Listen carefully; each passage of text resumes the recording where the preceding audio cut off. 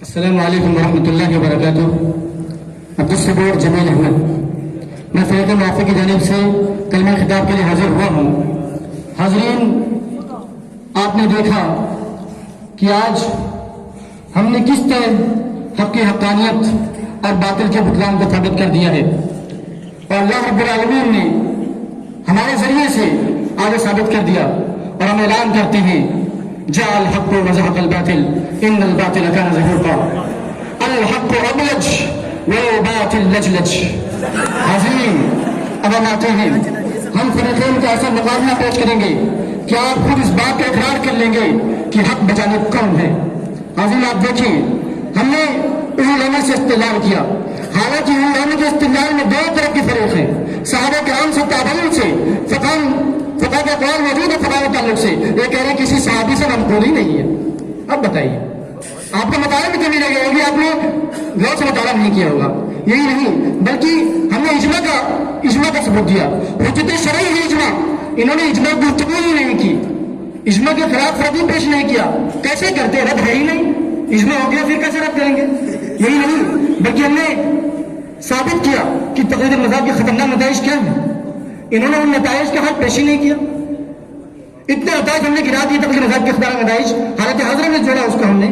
اسی طرح صحابہ سے نظیر پیش کی، عثمان رضی اللہ عنہ نے پورا جمع قرآن کا کام کیا، کوئی رد نہیں آیا۔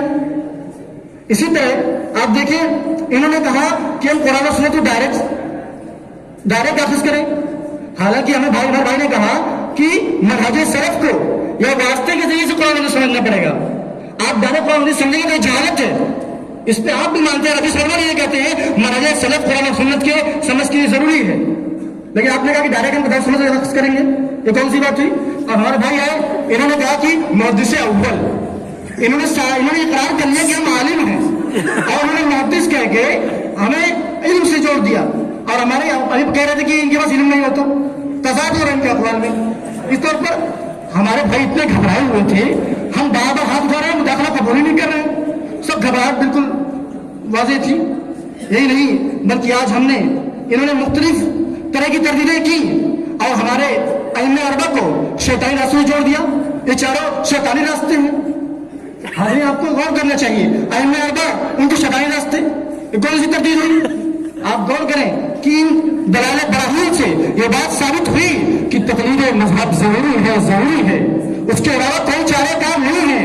ان اختلافات کو ختم کرنا چاہتے ہیں، تقلید مذہب کو لازم پکڑنا ہوگا، اور سب سے اہم بات، ہم تقلید مذہب پہ ڈیبیٹ کرنے آئے ہیں۔ ہمارے بھائی تقلید شخصی ثابت کرنے کے پیچھے پڑے تھے، جتنے دعائیں انہوں نے ذکر کیا سب تقلید شخصی کے رد میں ہیں، لیکن ہم تقلید مذہب پہ ڈیبیٹ کرنے آئے ہیں، تقلید شخصی پر نہیں ڈیبیٹ کرنے آئے ہیں۔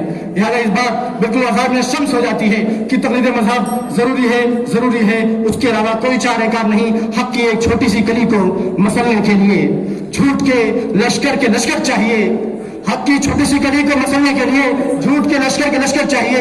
یہاں ایک مضبوط سے مضبوط پتھر ٹوٹ جاتا ہے، کئی جھوٹے اکٹھے ہوں تو سچا ٹوٹ جاتا ہے۔